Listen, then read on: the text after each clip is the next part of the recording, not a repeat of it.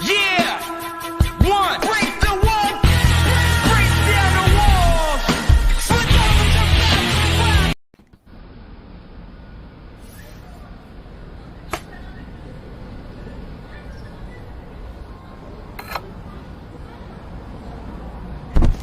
Oh, let's go!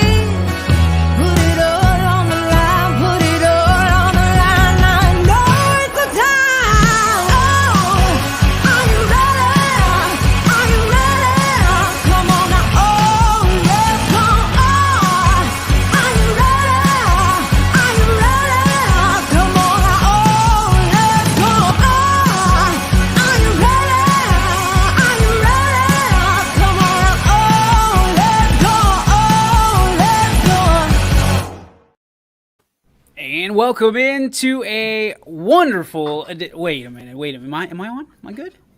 You're on. All right, cool. My microphone did it right at the intro. So again, welcome to a stone cold edition of the Ysn Power Hour. DJ Yoakley with you, Matt Seidel, Anthony Hartwig, and Eric Bailey with you. It is 3:16, gentlemen. You know that can only mean one thing. It's time to strap on the old stone cold vest and crack a nice cold Yokewiser here in HQ. So cheers to you. Cheers to everybody at home. Happy Stone Cold Day. And with that said, let me ask you this. What is your favorite Stone Cold Steve Austin moment across the board? Anthony, this ought to be good for you. Let's start with Coach Seidel. Yeah, for me, it's when he drove the Zamboni to the ring. It just replays in my mind all the time. I like that one. All right, let's go over to Anthony. Anthony, what is your favorite Stone Cold Steve Austin moment? Apologetically not a wrestling fan, so I put on your status when the Chiefs scored a touchdown last year's playoffs. Eric Fisher grabbed 2 bottles out of the crowd and did the Stone Cold Steve Austin. So that's my favorite moment because I haven't seen any other moments, unfortunately. We'll work on you. I know you're a Stone Cold fan. What's your favorite moment? How does he take a Stone Cold moment and turn it into a freaking Kansas City Chiefs moment? There's like millions of Stone Cold moments. I mean, the beer truck, the Zamboni, I think it was a one time DX was in the ring and he had the net drop down and like trap them all or whatever, or just coming in and stunning everyone and cleaning house. I mean, you can go any Stone Cold moment for me and I'm going to love it. Yeah, went over my head. All those went over your head, Ant? There must have been some serious softball on Monday nights at about 9 o'clock that Anthony could not keep up with the Monday Night Wars. Mine was by far when the WCW takeover happened and Stone Cold drives in and WCW is just beating the hell out of WWF guys. Stone Cold drives in, stuns everybody, gets a lead pipe, beats people up in the parking lot, beats people up on the way to the ring, and all of a sudden he gets down to the ring and it is just mass chaos, and my man is just stunning everybody left and right, giving the bird, letting it fly, cracking a couple Steve Weisers, knocking him down, and saves the WWF. I was a WCW fan of all that, but that was my first time just letting Austin kick everybody's ass. That was pretty awesome. So happy Austin 316 Day here on March 16th as we kick off the Power Hour. And gentlemen, one of the things that we didn't get to do yesterday because we were breaking down the bracket for this Friday is we didn't get to say our congratulatory to McDonald and Warren JFK for finalizing their season. Obviously not the way they wanted to, but the last team standing in the Valley. So we'll talk about McDonald. We'll talk about JFK here to give them their proper due. And with McDonald, EB, you were down there. Talk to me about the McDonald girls and how it kind of all ended, but a synopsis of the season, successful nonetheless. When you're the second best team in Ohio, I'd say it's a pretty successful season.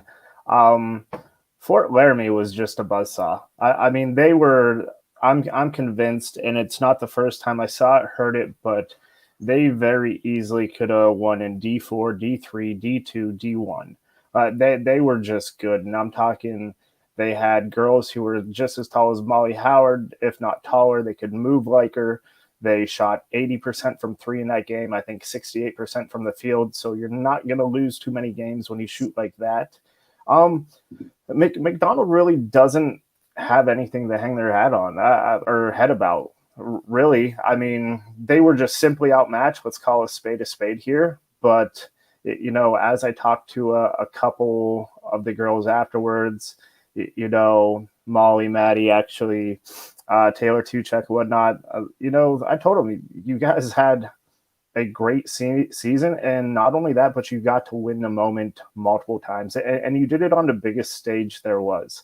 There were times where, I tell our AAU girls, if you go down for the Run for Roses, there's probably only one stage bigger than that. It's state. And that should be your goal to get there with your team. And it was cool to actually see a couple girls do it, let alone, local girls, taking myself out of it that I got to work with them. And years prior, club or training, anything like that. They played great. I think not that it would have changed the game too much. Molly kind of got undercut. She hurt her lower back. I think that kind of affected her shooting more so in the second half. But dude, to lose to a team like Fort Laramie, definitely nothing to hang your head about, however I'm supposed to word that.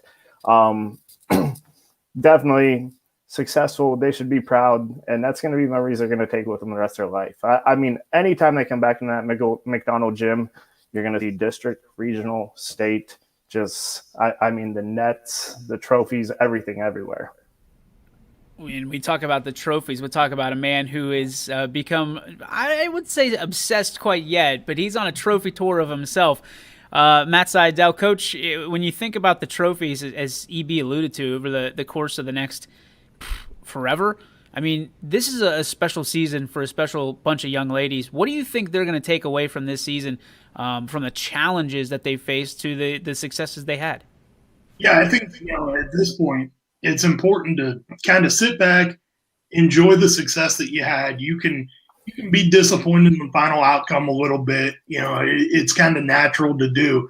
But, as time kind of goes on here, I think that you have to really appreciate, the positive steps that you've taken for your programs at this point. And, as seniors that are leaving or underclassmen that are coming back, you've laid a foundation now for younger generations that they're going to be able to, pick up the torch and run with it and hopefully, go even further. But, I think the thing always when you're talking about, being able to put trophies in the case or hang numbers on the wall or anything like that, it's so cool to talk to kids about how they're going to be able to bring their kids back someday.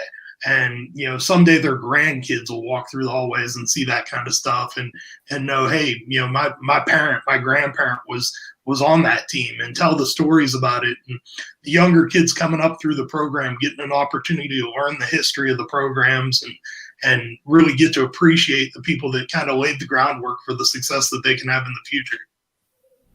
Ant, did you see it going like this whenever, McDonald was kind of late to the party? The entire Trumbull County was late to the party because of what they had to go through. Did you see McDonald coming out and being in the state championship game after all the obstacles they had to hop over, the hoops they had to jump through, and the loops they had to pull? I mean, did you see all this happen? You're a resident girls basketball expert here. I'll be honest, no, I didn't. I mean, I thought when McDonald got off to a late start and Western Reserve didn't, I was thinking, man, this is Western Reserve's year to win that conference and maybe take the tournament step and beat McDonald in the tournament, but it did not go that way. And those girls had every excuse in the book to quit or to give up in the season. You said it. I mean, they started late. Their head coach had to be out for an extra month and a half.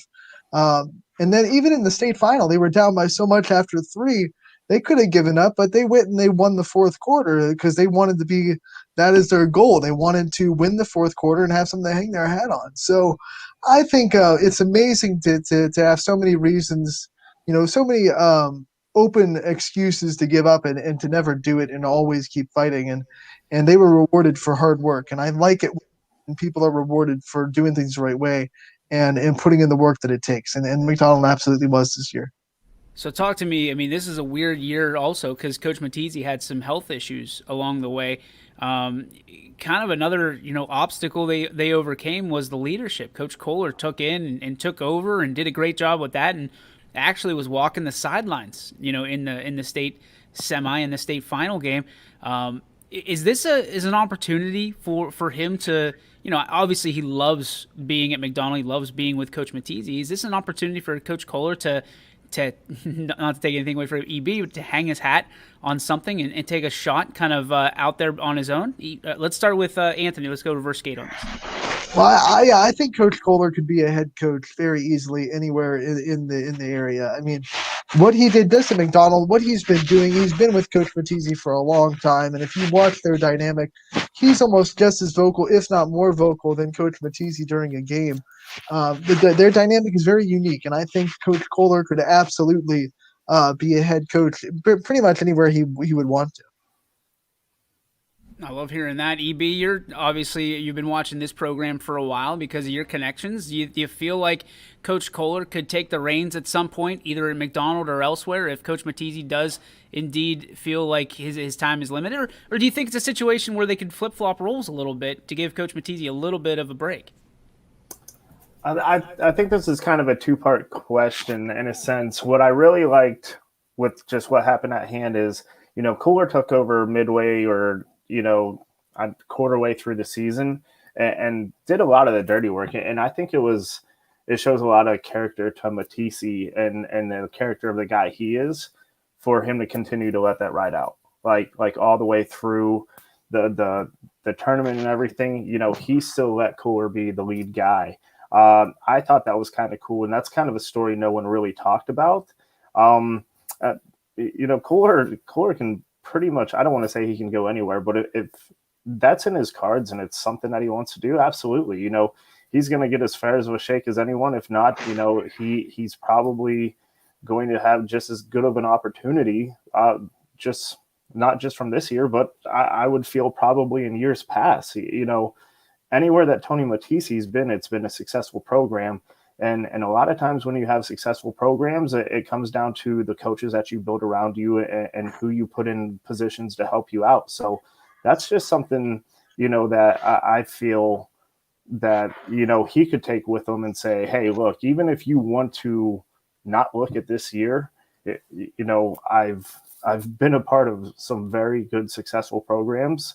And it's something that you need to consider me for. So he's definitely in a position to where he could go out and do something himself.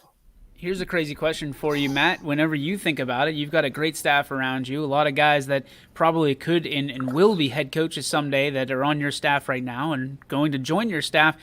What's that conversation like? You've been in the same position as well, I'm sure, as being part of somebody else's staff, and you go, I want to be a head coach someday. Now, but you don't necessarily want to leave the program. Is that something where you just kind of have to take that leap, or what does that look like? What does that conversation sound like whenever you talk to a head coach and you have to break that news? Yeah, so there's always, conversations that are happening. And I think one of the best marks of a great head coach is developing his coaches below him, into future leaders, future head coaches. And, I was very lucky in my coaching path that I had a couple guys ahead of me. The first one being Jay Brophy mentioned to me, all the way back when I was like a 25 or 26-year-old kid, hey, do the right things and one day this program is going to be yours. And he would kind of take me off to the side and talk to me all the time about, just different things that go into the head coaching side that you don't get to see all the time as an assistant. And then, Scott Springer did the same thing for me, as we were kind of wrapping up his tenure. And I wasn't really sure what the cards were going to play for me. I try and talk to my guys and just get a feel for, where they're at, where they're thinking they're at, maybe some areas that they could develop a little bit better. We do internal reviews all the time. We do one before the season to talk about, like where you are in terms of, the different skills and things that we require guys to be able to coach. And then, after the season's over, we do a wrap up and we just kind of put a bow on the whole thing and say, hey, moving forward, what are your goals personally? And, how can I help you achieve those goals? So when you've got great leadership at the head coaching level that's able to do that kind of stuff, it just kind of carries over to your younger guys too. So here's the interesting part of all of this is, there's a lot of coaches. Coach Dennis in Latonia stepped down after the season.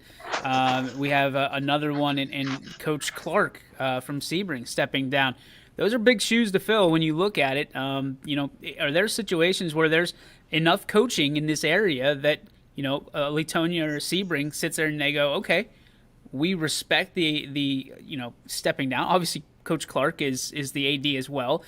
So he's going to have to ultimately probably either interview or hire the next coach to replace him, which is an interesting conversation in itself. But you look at Latonia, are there enough coaches around here that, within the area that could step in and really make an impact? Because Latonia and Sebring, both two programs on the rise, guys. And Coach, we'll start with you since Sebring's one of those programs. Yeah, I think there are. And one of the things that always blows me away around this time of year is the amount of applicants that different jobs get. And, we're starting to see it released in the media a little bit more and more. X school had 37 applicants for their job. And, this school had, 25. And here's the names of the guys. And, here's the finalists for it.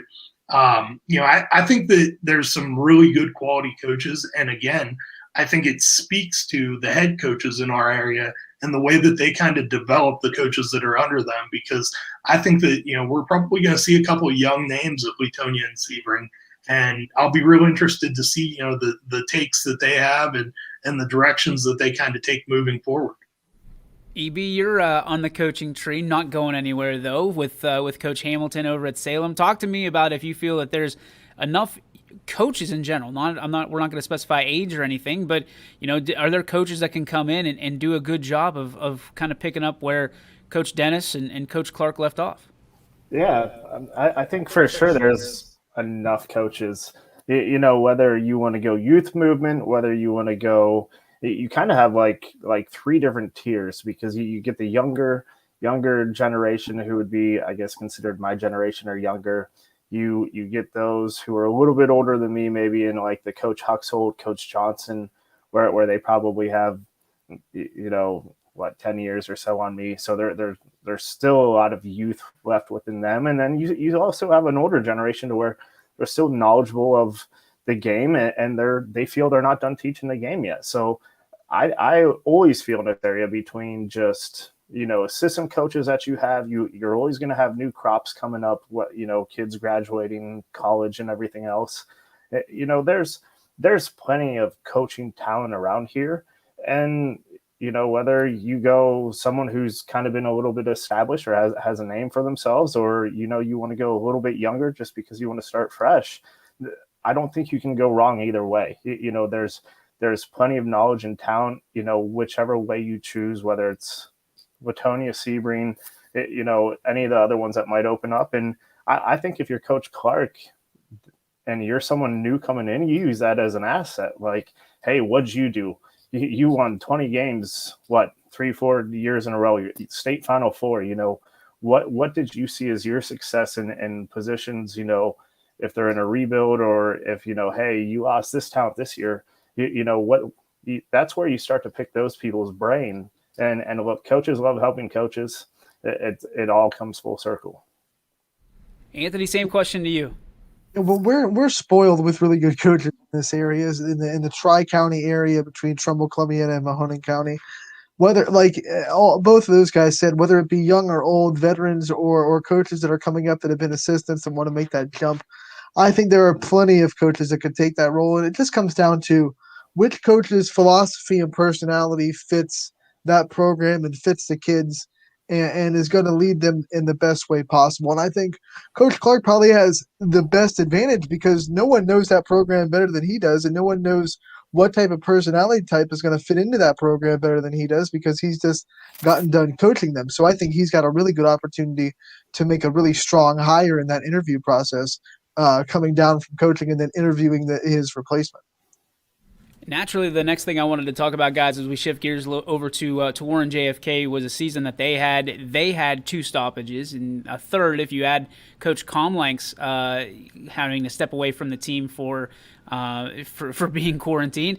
But you look at Warren JFK as a program, you look at them as just a school of unbelievable success in sports. You look at their football program, and a lot of the football components are on the basketball program. But I want to list over the district and the championships they've won since 1980. Okay, so listen to this. District champs in 80, 81, 82, 84, 85, 89, 2009, 2012, 2015, 2017, 2020, and 2021. On top of that, they reached the Elite 8 status in 80, 81, 85, 2017, and of course in this year. Is Warren JFK officially a powerhouse? And I think they do it under the radar, but I think they have reached the point of being not only just respected, but seen as a powerhouse here in the area of basketball. EB, your thoughts?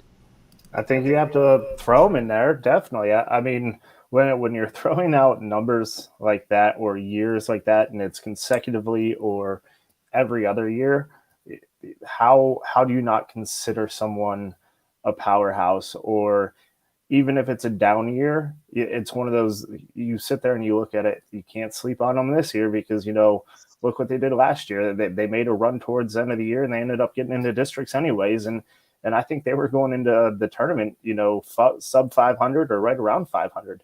JFK this year, Anthony alluded to this earlier about, McDonald. They're the team to me that says that sat there and had every excuse to, fold early between the shutdowns, not having a home court, starting late because of football. If I can sit there and put anything or a phrase together for that team, it's against all odds.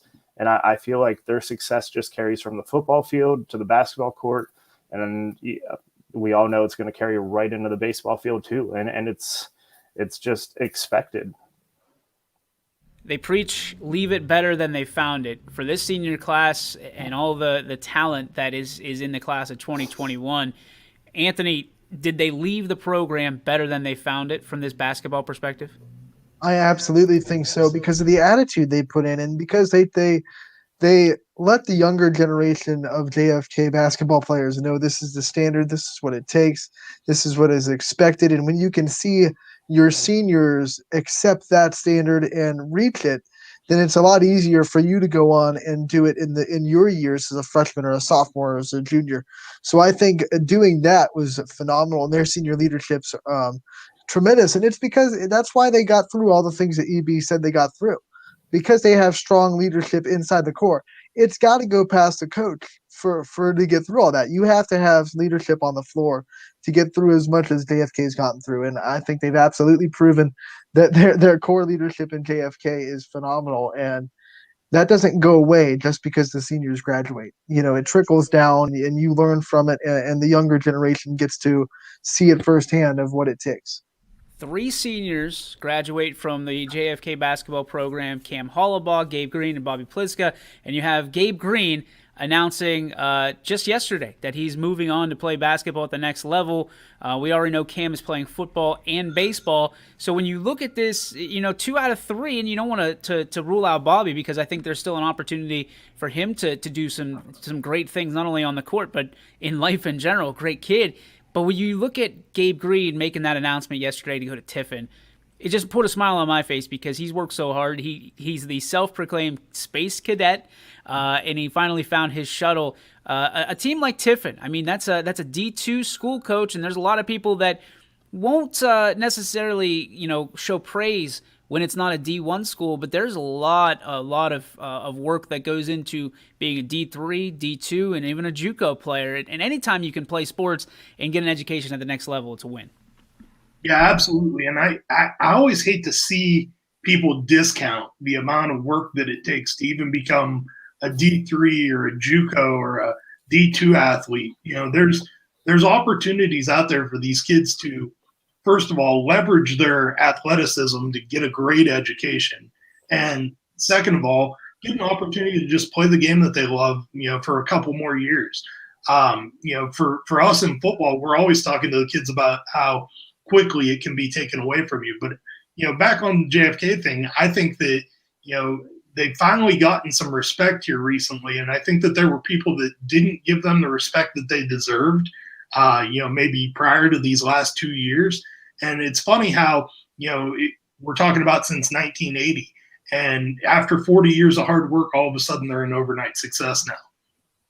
Yeah, and I think that's really interesting to me, because we don't always give credit where credit's due, right? It's okay, what have you done for me lately? Well, you go back, I don't know, 40 years. That's pretty good. All the decorations they put on their wall, a new floor. Oh, by the way, JFK didn't do it on their home court. They were on the road all year long. We talked about it at length during the season.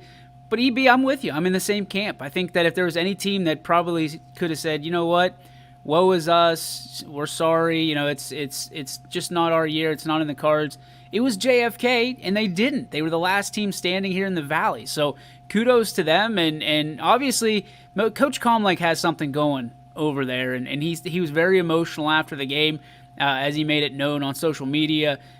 This is a team that, you're not necessarily going to replace, and you don't necessarily think that you're going to have to rebuild, though. You can still reload if you're JFK. You've got enough tools around that team to let the Eagles fly again next year, right, EB? Yeah, I mean, I always look at it, and there's a quote Coach Hamilton and I came across this past summer, tradition isn't, tending the ashes. It's just always, maintaining the flames or maintaining the fire. And that's all it is, all they're doing is they have what they need going, and it's just, adding another piece of wood and continuing on with what's worked for them. And you see it on social media all the time with Warren JFK. You see their kids in open gym, you see their kids, during the summer putting into work. And these are the same kids that you're going to see on the football field. And it's the same kids that you're going to see on the baseball field. So they maximize the effort of what they have. And you can't tell me it doesn't work, because I'd say they've been pretty damn good in the past 40 years. It's just, like you said, they're not probably going to rebuild. It's more of a reload for them. And, maybe they change up a little bit with what they work with what they got. They're not going to, rebuild their whole program, but they're just going to, adjust to what works best for them. Great insights, both for McDonald and for JFK guys. Love that conversation. That was great intel from all three of you. But we do have some breaking news, and I don't know if anybody else saw it. Just popped up on my timeline here. LeBron James is now a part owner of the Boston Red Sox, which makes absolutely no sense because he's a Yankee fan. So now you've got LeBron James dipping his toe into baseball and a part owner of the Boston Red Sox, first reported by the Boston Globe and then confirmed by ESPN. We're going to talk about this when we come back, but first we have to pay some bills because that's how it works around here. We'll take a break. We come back. We're going to talk about that. We're also going to talk about Pirates, Indians, who's going to be better, does it matter, and a little game I like to call Can You Name the Team They Play For, with all that stuff. So we'll be back in just a little bit on the Ysn Power Hour, brought to you by these great sponsors. Hello, I'm Greg Burbick with Burbick Farms. For the last 100 years, my family has farmed in Columbiana and Mahoning counties. I began raising cattle in 1996 with the goal of providing a better product for you and your family on the dinner table. Our grass-fed and grain-supplemented Black Angus beef are raised with no hormones, steroids, or antibiotics. We're known for our hometown-friendly service and incredible tasting products. We're locally owned and have customers across the tri-state area. Our products go from our farm to your family. Stop by our farm on New Buffalo Road or visit us on the web at gburbickfarms.com. Don't forget to like us on Facebook. G. Burbick Farms. It just tastes better.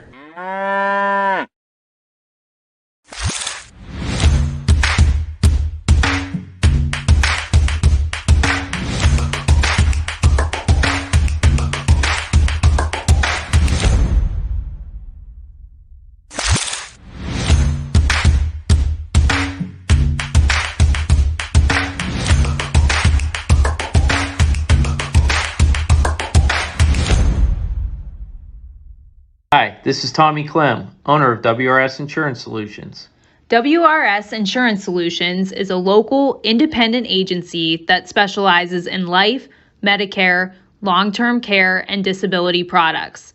Call us at 330-953-3722 or visit us at wrsinsurancesolutions.com to learn more.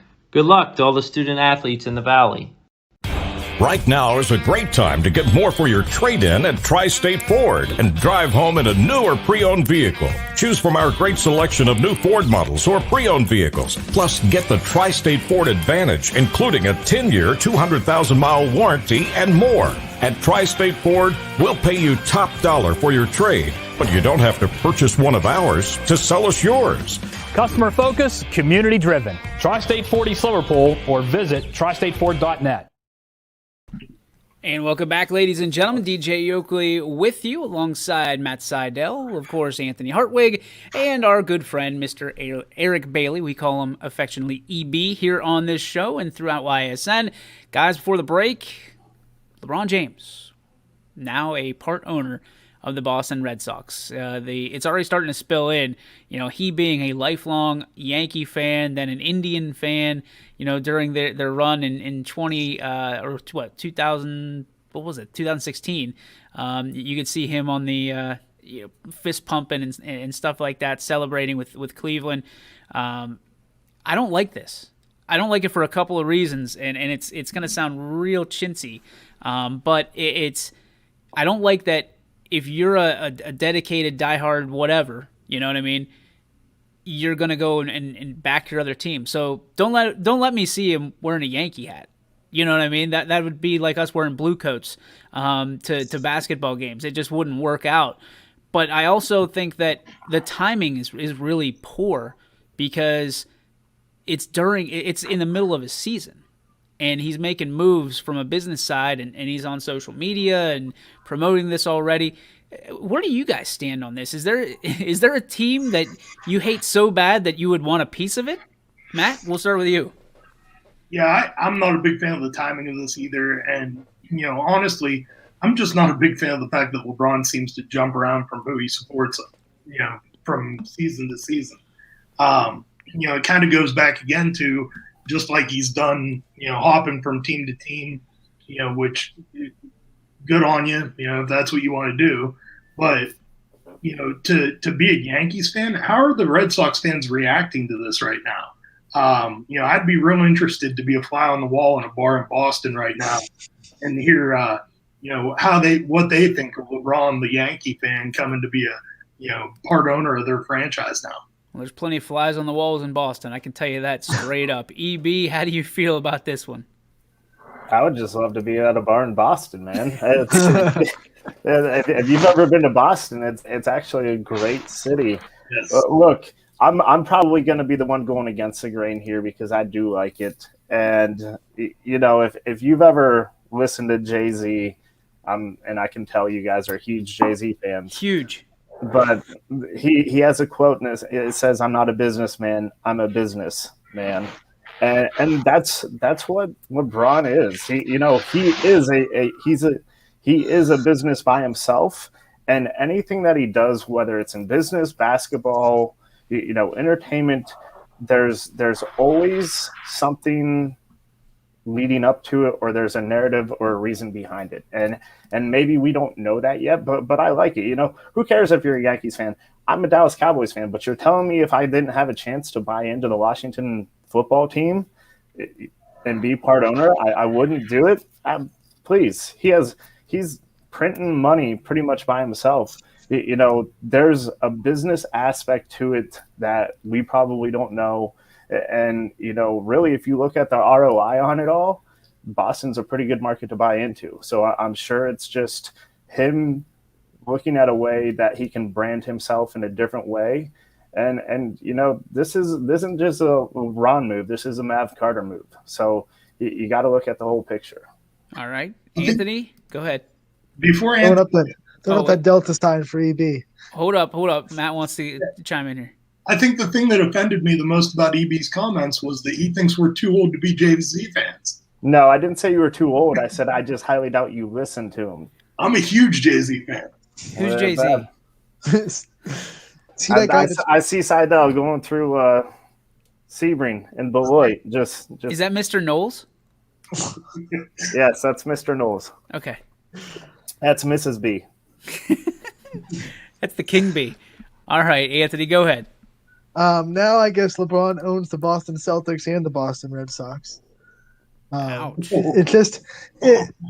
All the things EB said probably are true. There's probably stuff about it that makes business sense, but it just it doesn't sit the right way with me. I don't know if it's the timing or if it just doesn't make sense. Because when you first said it, DJ, I was like, what?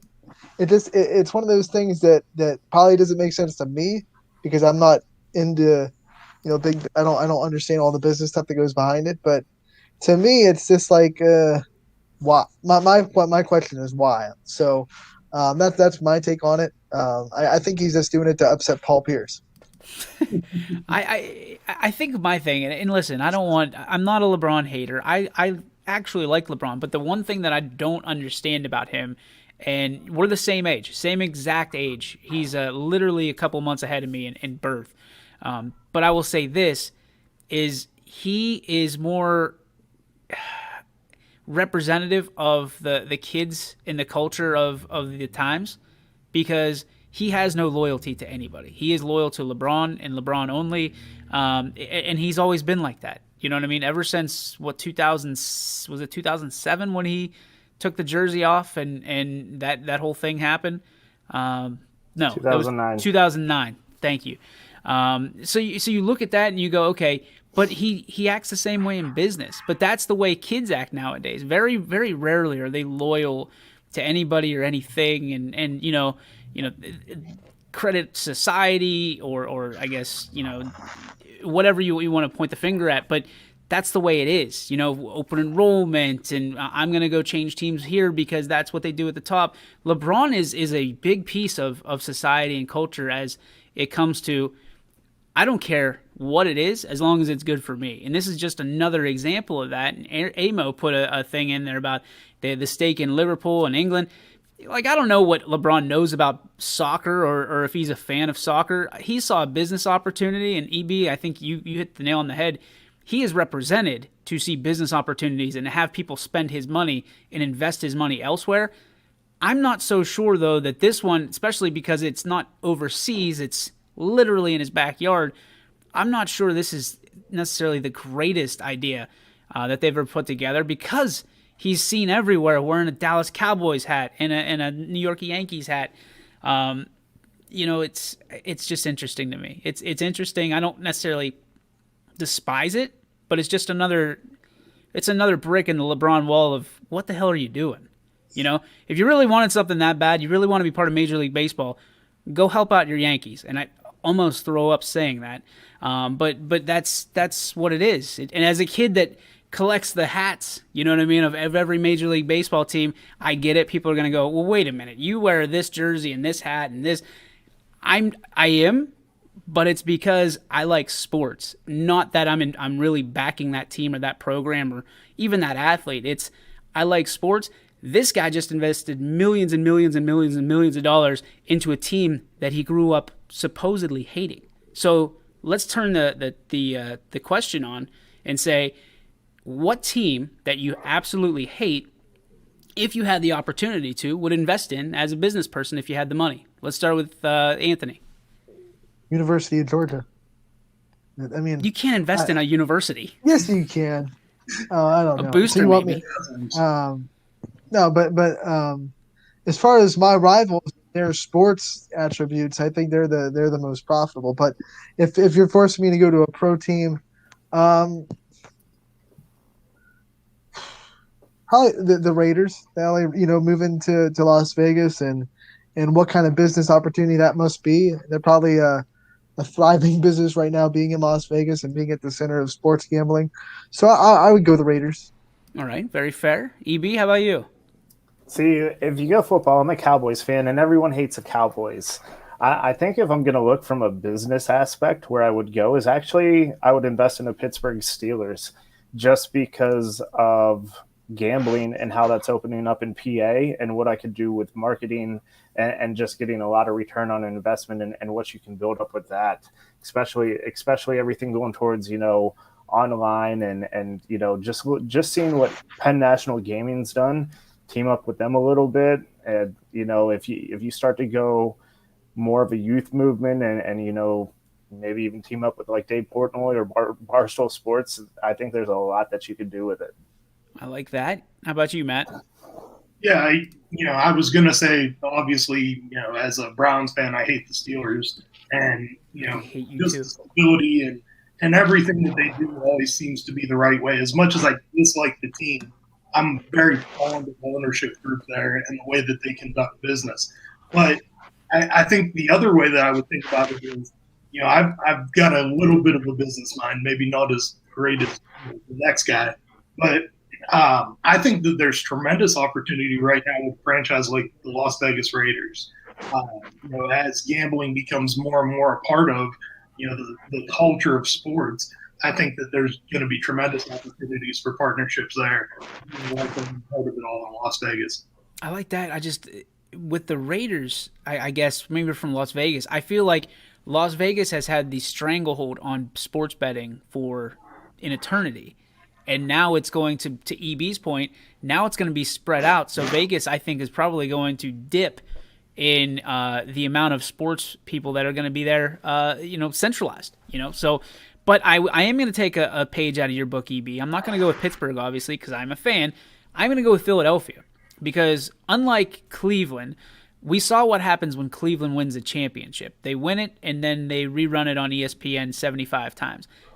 Philadelphia can win a championship, and they will still cut your throat, and they will still be hungry for another one. Like I think that was the biggest surprise for me is the Cavs won the championship, and they weren't hungry for another one. The fans weren't hungry; they weren't starving for it. There was still meat on the bone there, and they just kind of, we got ours, and LeBron left, and everybody, oh, ciao, bon voyage, LeBron, bye, enjoy Los Angeles. Everybody gave him a pass. But from my standpoint, if LeBron did that in Philadelphia, they would still key his car and put his car on blocks. So give me Philadelphia because I think that, they're always hungry for victory, and they don't get it very often. So when they do, it's sweet. So you want that city. But like I said, when the Eagles won, my gosh, they were talking dynasty. They were talking, we got 2 quarterbacks instead of 1, and now they got none. So yeah, give me Philadelphia. If I had to buy into somebody, I don't care if it's the Flyers, the Sixers, the Phillies, or even the Eagles. So whatever you got in Philadelphia, I'll take it. So, sorry, Pager, didn't even think of that. Didn't even think of that, dude. Sorry, buddy. Hope you got it taken care of. Amos says, I bet LBJ would own the Pats. He buys teams at their lowest, example, Liverpool and Red Sox. I don't think the Red Sox are at their lowest. Wow. They're a couple years away, removed from a championship themselves, are they not? Dude, I think that's all marketing for him. Like, he owns the LA market. He knows he can walk through New York, and he has that market. Miami still has a footprint. So now he's you just got in the corners. So now you go up into the Northeast, and then I think if the Northwest if a market's there, or Seattle opens up or something like that, he's just putting his footprint to set something up. Do you think LeBron will be the next part owner of the Kraken, the Seattle Kraken? It'd be awesome. It would be awesome. I mean, first of all, I think the Kraken it's the coolest colors, the coolest name. Everything about the Kraken is just awesome. So jump on the bandwagon, man. I love it. I honestly think that LeBron is going to, once he's done playing, bring back the Seattle Supersonics. Supersonics, yeah. Is Sean Kemp going to do it too? Like him in the glove? I don't know, man.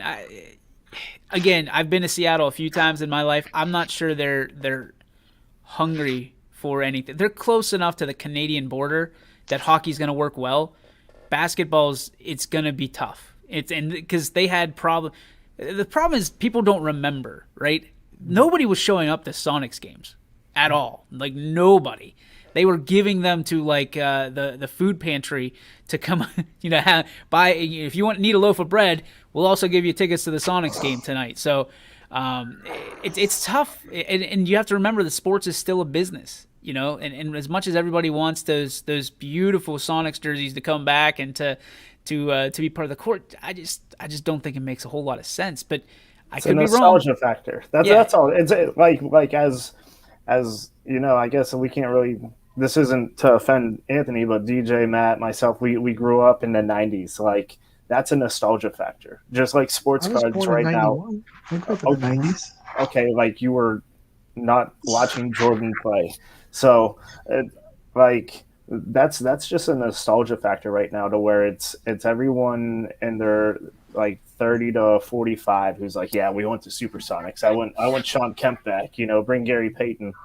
Where's Detlef Shrimp at?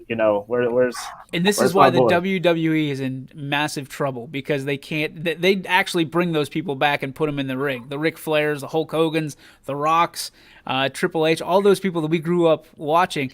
And bet your ass that if professional professional athletes could do it too, if they could find their spot on the team, you'd see Charles Barkley still out there hooping it up with LeBron James. It just would not be a good product. All right, that's going to do it for that portion. One more topic I want to go over, and we're going to play. Out one of my favorite games. Is what team does this guy play for? But it's spring training.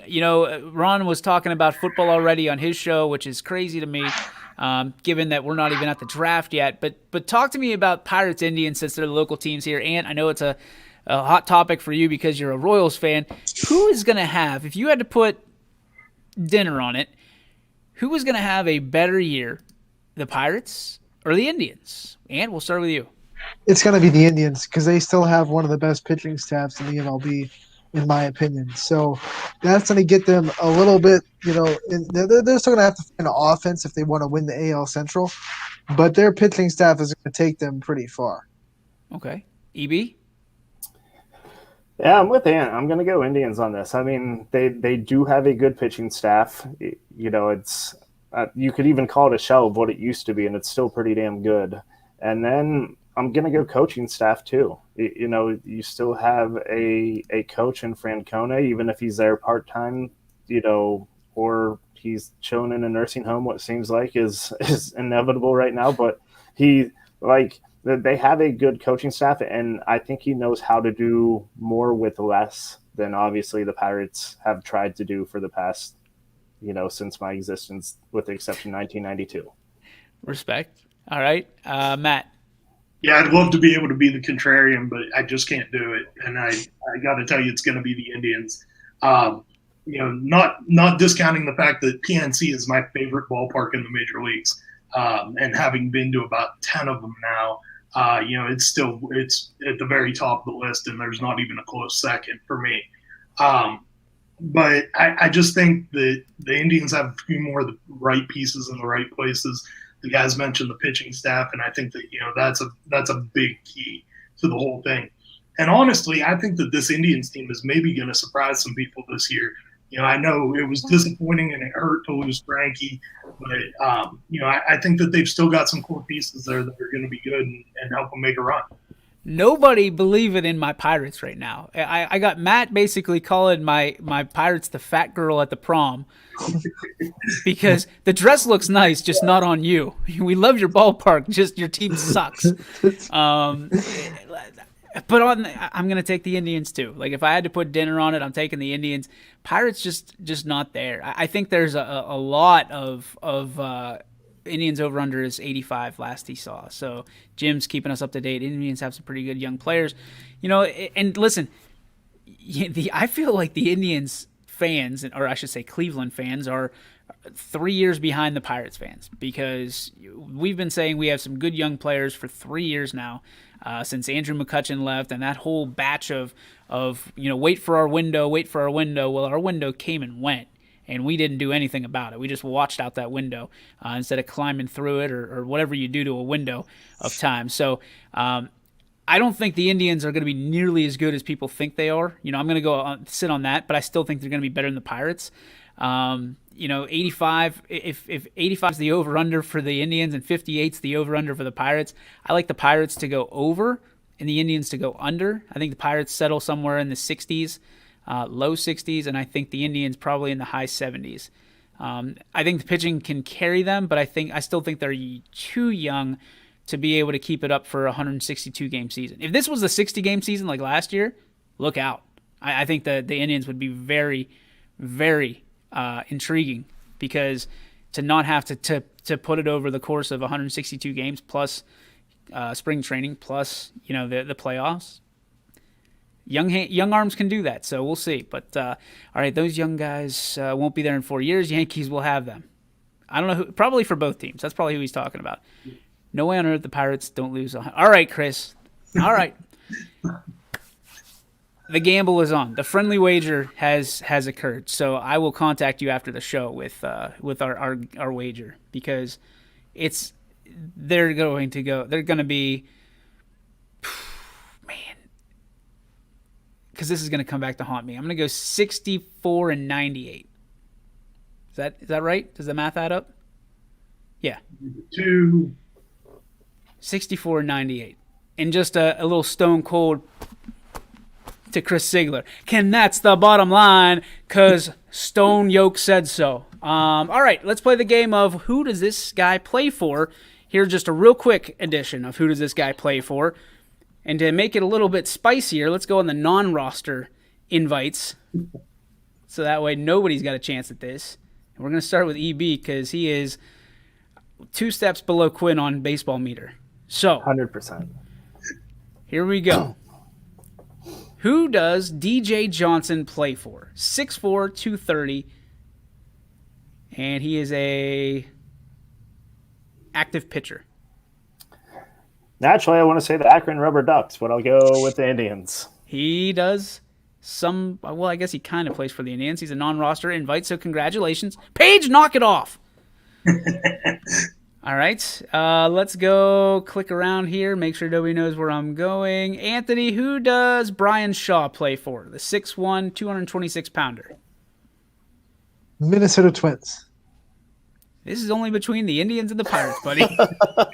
Oh, is that what when did we specify that? In the whole show. The intro. I thought we were going the whole MLB. I thought this is going to be really hard. We're going 30 teams. Oh, boy. Well, I'm going to say that's the Pirates. That is the Indians. All right. Oh, boy, Ant. You make me smile. All right, Coach. Yeah. Jiwon Bay. Jiwon Bay, the 6'1", 185-pounder. He's a Durham Bull, right? I don't know. Yeah, he's got to be a Pittsburgh Pirate. He is a Pittsburgh Pirate. Where's the number 90? All right. Click around, click around, click around, click around, click around. Anthony, Tony Walters, 5'10", 195 pounds. Pirates. He is a pirate, and he that also sounds like a name that should be on 60 Minutes. he got hit in the dinghy when he struck out. He struck out and missed the ball and got hit square in the boys. He was the one. That was Tony Walters. He's not Walters anymore. He is a Walter. He is Tony Walters, and he is on 2020. All right, EB. Let's go to click, click, click, click, click. Let's go. Oh, this is an easy one. Todd Frazier. Pirates. Pirates it is. All right. Owen Miller, Coach. Owen Miller. Owen Miller. I think I remember him from his days back at Georgia Southern High School, and I believe he plays for the Cleveland Indians. That is correct. This is not going the way I thought it would. I thought we would be embarrassed as all get out. All right, well, let's put a cap on that one. We can always do that on some random Tuesday down the road when we don't have anything to talk about. That's going to do it for the majority of our show. As always, we close our show out with our good buddy Greg Burbick. But today, before we get to G. Burbick Farms, What's Your Beef, What's Your Filet, I want to give a special shout out to our good friend Greg Burbick, who is celebrating his 53rd birthday today. Congratulations, Greg, on making it this far. We're proud of you. We hope you have many, many more, but we're so grateful in how much you support us, not only just on this show, but the entire network. You're always promoting us at every length you possibly can, and not to mention you have the best business around with G. Burbick Farms, our first ever sponsor and advertiser. So thank you, Craig. We hope you have a great birthday. You know, I sent him over a special thank you from the girls singing happy birthday to him and then mooing at the end of it. So thanks so much. We appreciate you. But let's get to the G. Burbick Farms. What's your beef? What's your filet? And Anthony, go ahead and lead us right off. I also have a filet because it's also a birthday. It's my brother Billy's birthday, so happy birthday to him. He's got a lot to be thankful for this year. You know, he has a new foster child in his house, so a lot to be happy for him. So happy birthday, Billy. That's my filet. There it is. All right, EB. Filet is March Madness starts this week. You know, and after thinking about it, even being down at State last weekend, you know, a year ago, we didn't get to experience any of that, you know, whether it's a state basketball tournament or March Madness. So I'm just happy that we get a little March Madness back, you know, hop down on Friday, hang out with everyone because it's been few and far between. So that's definitely my filet for the week. And don't worry, I think we're going to have some lacrosse on Friday night as well. Mooney and Poland. I'm going to give it my best shot, see how it goes. Coach, what's your filet? What's your beef? Yeah, I'm going with the filet today, and it's kind of a tip of the cap to Quinn and Mac and Ty and everybody that's involved with the Headed Home series. You know, I've been kind of religiously clicking on them and checking out the interviews. You know, what great exposure for our baseball and softball teams in the area. And it's just been really cool to figure out, you know, who some of these teams are, who some of these coaches are, and you know, be able to follow them through their seasons now. Love it. And look at that little question. Jamie Bartell says, I wonder what Greg eats for his birthday dinner. Not what you'd think. Not what you'd think. We went to the Lake Club the other night, and he had pork chops, and we were talking about, like, how do you get beef and try to compare it to yours? And he says, I can't. If you've ever had G. Burbick Farms beef, you know that it doesn't really compare to anything else that you're going to have. So another birthday I want to throw out there, Aaron's I think it's his wife, I believe, Emma, has a birthday today. So happy birthday to Emma. We want to say happy birthday to you. We won't sing. We'll save your ears. But we want to certainly wish you a happy birthday and many, many more and a great trip around the sun here. And we thank you for letting us borrow AMO for an hour a day or so. So my beef is... Please, she's probably like, take him, do 3 hours, 4, 5. Please. Just... Take him. Take more. Can you guys build him his own room, please? My filet is going to be just the other night had a great dinner with the girls and my wife. We went to Texas Roadhouse for the first time in 2 years, I think, since we've had the girls. And they were moderately behaved, which was good. The only thing that happened, and I talked about with my buddy, it's the moments that you remember the most, the moments that, you probably shouldn't. So, everybody thinks of, when you're at a family restaurant, when you're at a family dinner, that like it's laughing around the table about a common joke or like Coco dropped her entire thing of macaroni that she was crying to get the entire time. She took one bite and that thing went right under the table. And she just looked at me and I'm sorry. And the hostess and the I want to say the manager at that point came over and completely just gave her a new thing of macaroni, which made her night, and it made mine because I'll always remember the great steak that I had and being able to talk with my wife a little bit for the first time in seemingly forever, and watching the girls just have a nice meal. So that's my filet. It's those moments that you're not supposed to necessarily remember, but I'll remember that for the rest of my life. It was truly a great night, and got to go house hunting, and also were able to get a new couch for the house we're trying to eventually sell. So thanks to everybody for tuning in today for our today's show, and tomorrow we will have another great show for you here on YSN for the Power Hour. Of course, Running Point Friday. Again, no shows because we will be doing a live stream starting at noon about the basically it's just us watching basketball, right? And you get a real sense of who we are and what we're like.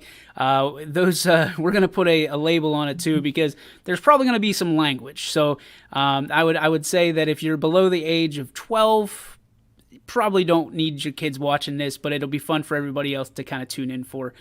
So we hope that's you might as well just mute the mic the whole time. Just mute the mic the whole time. We're gonna have a couple different cameras set up and try to do it. Barstool does this a lot, and we thought it was a good idea, and try to show everybody what it's like to be down at HQ and to be part of our team. So until tomorrow, 3 to 4, right here on the YSN Power Hour. Say so long, boys. See you. Break the